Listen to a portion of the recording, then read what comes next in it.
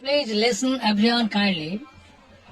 Some very extraordinary, important and secret and vital speeches from the mouth of international knowledgeable journalist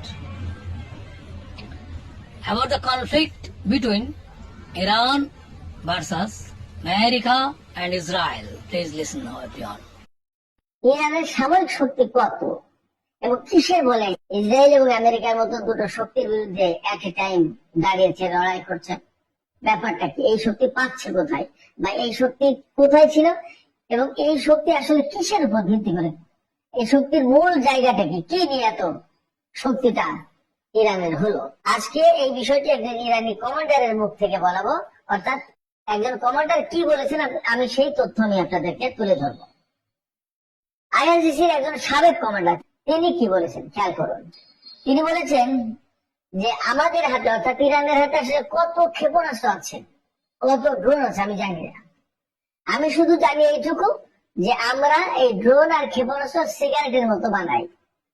অর্থাৎ cigarette বানানো যতটা সহজ, এরকম সহজ হলো আমাদের কাছে ক্ষেপণাস্ত্র আর ড্রোন বানানো। তাহলে আপনি চিন্তা করেন যে কি পরিমাণে উৎপাদন করে।